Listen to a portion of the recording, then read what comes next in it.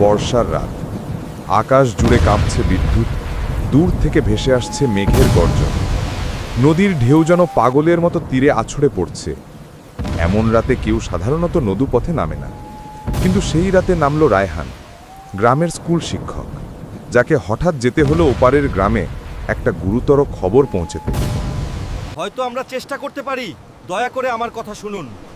এই নদীতে এখন যাওয়া মানে নিশ্চিত মৃত্যু, স্যার। রায়হান হেসে বলল, তুমি তো আজীবন এই নদীতে নৌকা চালাও, আজ ভয় কিসের? বকুল নিচু গলায় বলল, সব দিন একরকম না স্যার, আজ 25শে আষাঢ়, এই দিনটায় কেউ রাতে নদীতে নামে না। রায়হান চুপ করে রইল। এমন সব কুসংস্কারে সে বিশ্বাস করে না। চলো, সময় নষ্ট না করি, বলল সে। বকুল মিয়া মাথা বড় নাড়ল। বৃষ্টি আসছে। ধীরে ধীরে দড়ি ছেড়ে দিল ঘাট থেকে। নৌকাটা দুলে উঠল, আর মুহূর্তেই অন্ধকারে হারিয়ে গেল দুই মানুষের হচ্ছে? ছায়া। প্রথমে নদী ছিল শান্ত, শুধু হালকা ঢেউ আর মাঝে মাঝে পাথরে আঘাত পাওয়া জলের শব্দ। কিন্তু কিছু দূর গিয়েই হঠাৎ এক ধরনের ভারী নীরবতা নেমে এলো।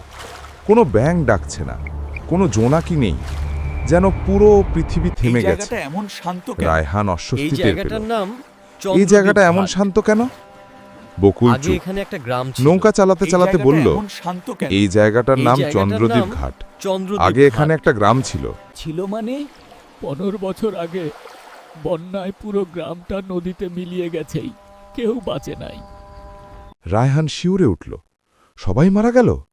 না, বকুল ধীরে বলল, একটা মেয়ে ছিল, জোহরা।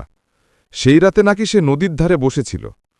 কেউ বলে ও নিজে নদীতে ঝাঁপ দেয়, কেউ বলে নদী নিজেই তাকে টেনে নেয়। রায়হান অদ্ভুতভাবে হাসল। ভূতের গল্পে বিশ্বাস করো নাকি? বকুল এবার মাথা তুলল। বিদ্যুতের আলোয় তার চোখে যে চাহনি, সেটা কোনো গল্পের নয়, কিছু বাস্তব, পুরনো আতঙ্ক। স্যার, বিশ্বাস না করলেও নদী বিশ্বাস করাবে। বৃষ্টি একটু থেমেছে, বাতাসে ভেসে আসছে কাদা আর শ্যাওলার গন্ধ। হঠাৎ কোথা থেকে এক নারী কণ্ঠের গান ভেসে এলো।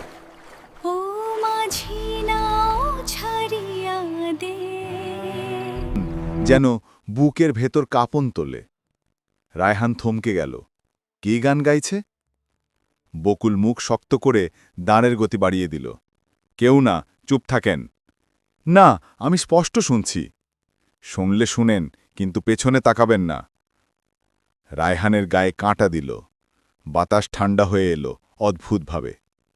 সে শুনতে পাচ্ছিল গানের শব্দটা এখন ঠিক তাদের নৌকার পিছনেই। একটা মুহূর্তের জন্য সে নিজেকে সামলাতে পারল না, ঘাড় ঘুরিয়ে তাকালো। আর তারপর নদীর অন্ধকারে যেন এক ছায়া মূর্তি দাঁড়িয়ে, লম্বা চুল, সাদা শাড়ি, নদীর জলে ভাসছে। তার মুখ দেখা যায় না, কিন্তু চোখ দুটো লাল, দপদপ করছে যেন আগুনের মতো। রায়হান হঠাৎ চিৎকার করে উঠল, ওটা কি? বকুল এক ধাক্কায় তার হাত চেপে ধরল। বলেছিলাম না, তাকাবেন না, ও এখন আমাদের দেখে ফেলছে। নৌকাটা দ্রুত এগোতে লাগল, কিন্তু নদী যেন এখন তাদের ছাড়ছে না। ঢেউ উল্টো দিকে ধাক্কা দিচ্ছে, জলের রং কালচে হয়ে গেছে। এই নদীটা এমন করছে কেন? বকুল গম্ভীর গলায় বলল, আজ জোহরার রাত। প্রতি বছর এই রাতে সে নদী থেকে উঠে আসে। যাদের জীবনে নদী কেড়ে নিয়েছে, তাদের আত্মারা ডাকে ফিরে। তুমি এসব বিশ্বাস করো? আমি নিজে দেখেছি স্যার। কি দেখেছ? বকুল থেমে গেল কিছুক্ষণ, তারপর বলল, ওই বন্যার রাতে আমি ছিলাম এই নদীতেই। আমি মাঝি ছিলাম সেই গ্রামের। আমার নৌকায় ছিল জোহরার পরিবার। নদীর স্রোত এমন উঠল যে আমি কিছু বুঝে ওঠার আগে সবাই ভেসে গেল। আমি একাই বেঁচে গেছি। তার চোখে জল চলে এলো। তারপর থেকে 25শে আষাঢ়ে কেউ এই নদীতে নামে না। যারা নেমেছে, ফিরেও নাই। রায়হান কিছু বলল না। নদীর বুক এখন কাঁপছে, যেন ভেতরে কিছু লুকিয়ে আছে। বিদ্যুতের আলো আবার ঝলসে উঠল। রায়হান দেখল তাদের নৌকার ঠিক পাশে আরও একটা নৌকা চলছে, একই দিক, একই গতিতে, কিন্তু সেখানে কেউ নেই। বকুল, তুমি কি দেখছ? বকুল মাথা নাড়ল, চোখ বন্ধ করে বলল, ওটা মানুষের নৌকা না। রায়হান তাকিয়ে রইল। নৌকাটা ধীরে ধীরে ঘুরে তাদের দিকে আসছে। ঢেউয়ে ধাক্কা লাগল, আর তখনই দেখা গেল নৌকার ভেতর বসে আছে 3 জন মানুষ। কিন্তু তারা জীবিত নয়, মুখ ফুলে গেছে, চোখ খোলা, ঠোঁটে রক্তের দাগ। রাইহানের নিঃশ্বাস বন্ধ হয়ে এলো। এরা কারা?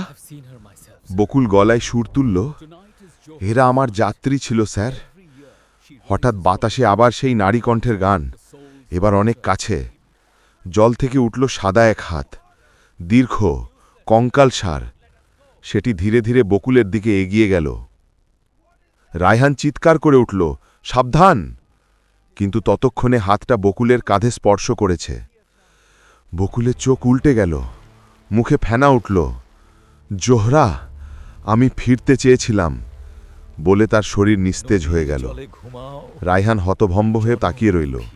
তার সামনে মাঝি এখন নিথর। রায়হান এখন একা, নদীর মাঝখানে, চারদিকে অন্ধকার। নৌকা নিজে নিজে ভেসে যাচ্ছে, আর জল ক্রমে ঘন হয়ে উঠছে, যেন কালো ধোঁয়া। রায়হান মরিয়া হয়ে দাঁড় ধরল, কিন্তু দাঁড় এখন নদীর জলে কাঁপছে, যেন কিছু টানছে নিচে। হঠাৎ কানে আবার সেই গান, এবার একদম পাশে। রায়হান মুখ ঘুরিয়ে দেখল, জোহরা নৌকার মাথায় দাঁড়িয়ে আছে, চুল ভেজা, চোখ দুটো লাল, ঠোঁটে বিকৃত হাসি। তুমি কেন এসেছ? তার কণ্ঠ যেন জলের নিচ থেকে আসছে। রায়হান তোতলাতে লাগল, আমি শুধু খবর দিতে। খবর? মেয়েটি হেসে উঠল, তোমরা সবাই খবর দিতে আসো, কেউ ফেরে না।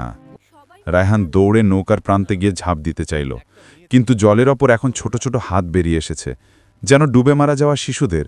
তারা তার পা চেপে ধরছে। রায়হান আর্তচিৎকার করে উঠল, আল্লাহ বাঁচাও! রাত এখন আরো গভীর। নদী পুরো লালচে হয়ে গেছে, যেন কারো রক্ত ছড়িয়ে আছে সর্বত্র।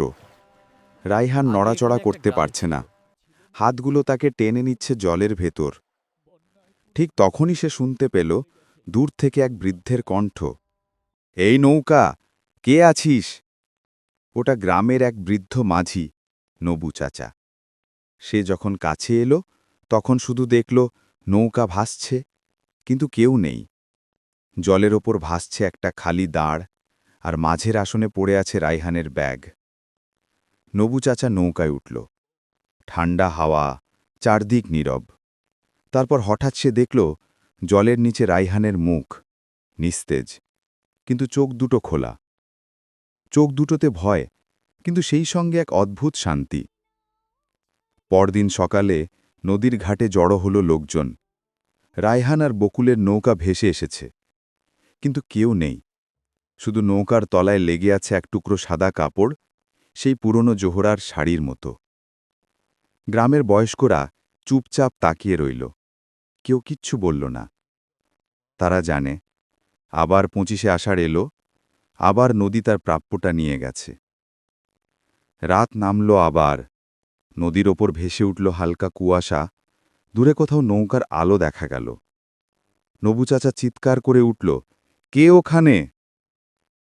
কোনো উত্তর নেই, শুধু সেই গান।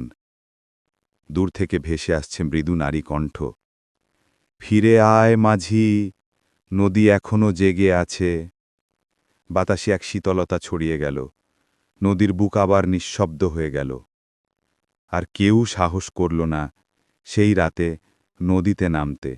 কথিত আছে, এখনও প্রতি বছর 25শে আষাঢ়ের রাতে নদীর ধারে যদি কেউ থামে, শুনতে পায় সেই মৃদু গানটা।